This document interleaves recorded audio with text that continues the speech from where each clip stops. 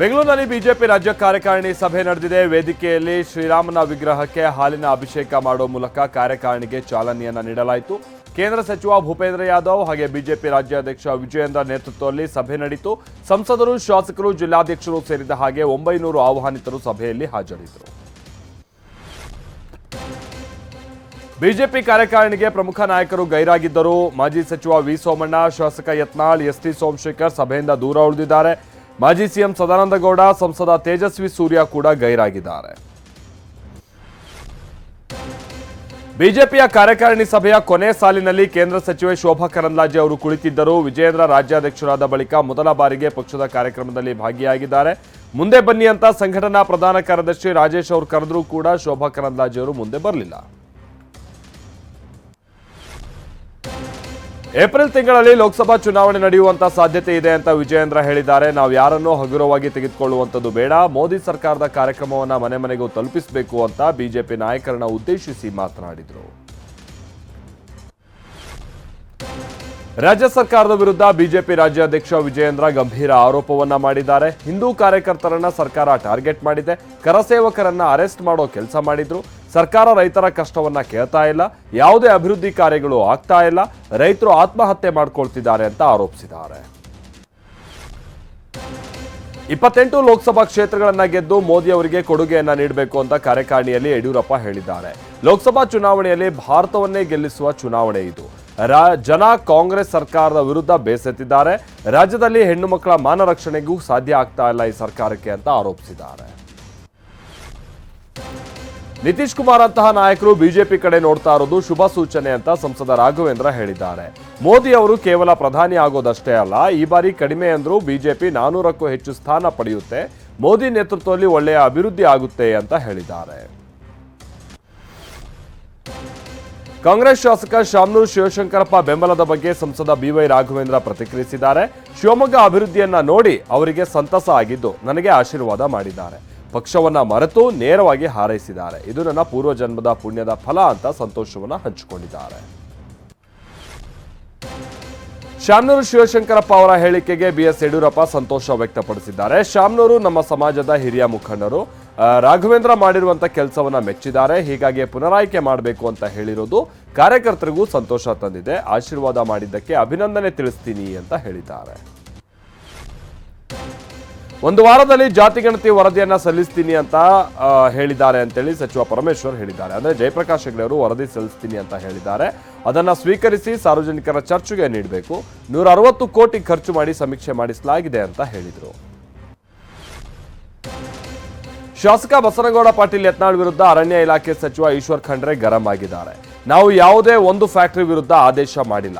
ಕಳೆದ ವರ್ಷವೇ ಇವರಿಗೆ ಕೇಂದ್ರ ಸರ್ಕಾರ 1 ಕೋಟಿ ರೂಪಾಯಿ ದಂಡ ವಿಧಿಸಿದೆ. ಕಾನೂನು ಉಲ್ಲಂಘನೆ ಆದರೂ ಸುಮ್ಮನಿರ್ಬೇಕಾ? ನೋಟಿಸ್ ನೀಡಬಾರ್ದಿತ್ತಾ ಅಂತ ಪ್ರಶ್ನಿಸಿದ್ದಾರೆ. ತಮ್ಮ ಶುಗರ್ ಫ್ಯಾಕ್ಟರಿಗೆ ನೋಟಿಸ್ ಕೊಟ್ಟಿರುವ ಬಗ್ಗೆ ಶಾಸಕ ಬಸನಗೌಡ ಪಾಟೀಲ್ ಯತ್ನಾಳ್ ಟ್ವೀಟ್ ಮಾಡಿದ್ದಾರೆ. ಸರ್ಕಾರ ರಾಜಕೀಯವಾಗಿ ಎದುರಿಸಕ್ಕಾಗದೆ ನೋಟಿಸ್ ಅನ್ನ ಕೊಡಿಸಿದೆ. ಈ ನೋಟಿಸ್ ಆದೇಶಗಳಿಗೆ ಹೆದರೋನು ನಾನಲ್ಲ, ಕೈಲಾಗದವರ ಕೊನೆ ಅಸ್ತ್ರವೇ ಅಪಪ್ರಚಾರ ಅಂತ ಆಕ್ರೋಶವನ್ನ ಹೊರಹಾಕಿದ್ದಾರೆ. ಇನ್ನು ಬೆಳಗಾವಿಯ ಬಿಜೆಪಿ ಟಿಕೆಟ್ ಅಂಗಡಿ ಕುಟುಂಬಕ್ಕೆ ಫೈನಲ್ ಆದ ಹಾಗೆ ಅಂತ ಸಂಸದೆ ಮಂಗಳಾ ಅಂಗಡಿಯವರು ಹೇಳಿದ್ದಾರೆ. ಶೆಟ್ಟರ್ ವಾಪಸ್ ಪಕ್ಷಕ್ಕೆ ಬಂದದ್ದು ಸಂತೋಷ ತಂದಿದೆ. ನಮ್ಮ ಪಾರ್ಟಿಗೂ ಬಲ ಬಂದಿದೆ. ಲೋಕಸಭಾ ಚುನಾವಣೆಯಲ್ಲಿ ಚೆನ್ನಾಗಿ ನಾವು ಕೆಲಸ ಮಾಡೋದಕ್ಕೆ ಅವಕಾಶ ಆಗಿದೆ ಅಂತ ಹೇಳಿದ್ದಾರೆ.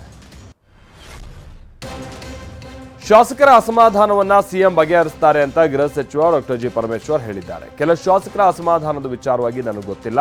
ಯಾರೊಪ್ತಾರೋ ಒಪ್ಪೋದಿಲ್ವೋ ಗೊತ್ತಿಲ್ಲ. ಅಧಿಕೃತವಾಗಿ ನಿಗಮ ಮಂಡಳಿ ಪಟ್ಟಿ ಪ್ರಕಟ ಆಗಿದೆ. ನಿಗಮ ಮಂಡಳಿ ಬಗ್ಗೆ ಮಾತನಾಡೋದು ಅಪ್ರಸ್ತುತ ಅಂತ ಹೇಳಿದ್ದಾರೆ.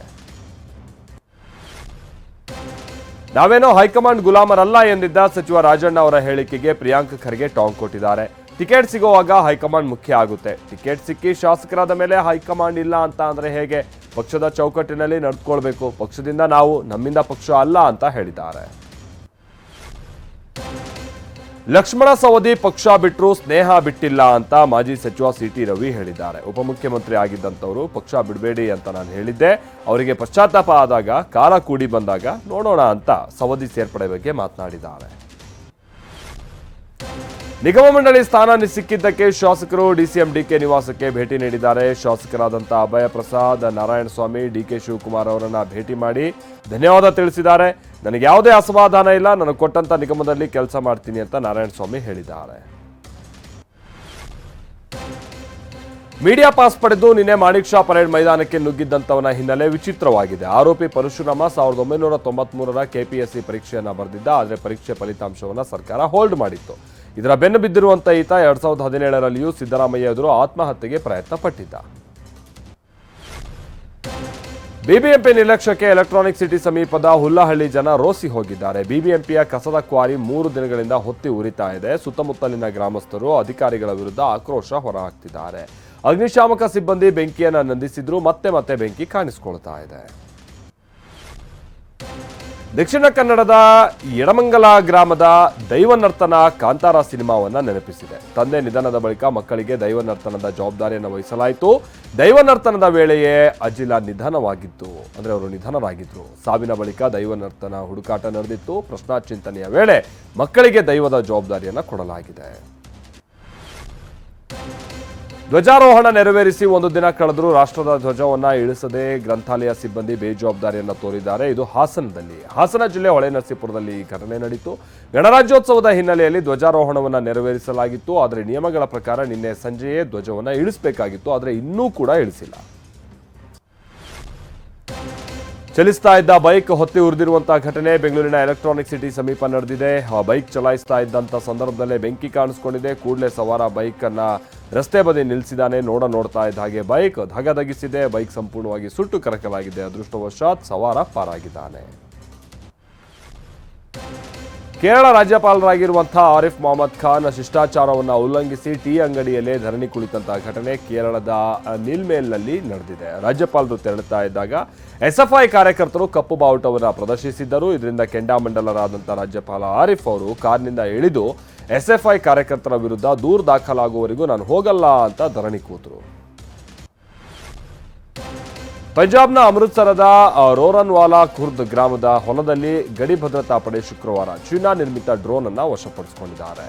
ಬಿಎಸ್ಎಫ್ ಯೋಧರು ಗಸ್ತು ತಿರುಗ್ತಾ ಇದ್ದ ಸಮಯದಲ್ಲೇ ಡ್ರೋನ್ ಅನ್ನು ವಶಕ್ಕೆ ಪಡೆಯಲಾಗಿದೆ. ಈ ಡ್ರೋನ್ ಚೀನಾದ ಮಾಡೆಲ್ ಆಗಿದ್ದು ಜೊತೆಗೆ ಹೆರಾಯಿನ್ ಅಂತಹ ವಸ್ತುಗಳು ಕೂಡ ಪತ್ತೆ ಆಗಿದೆ.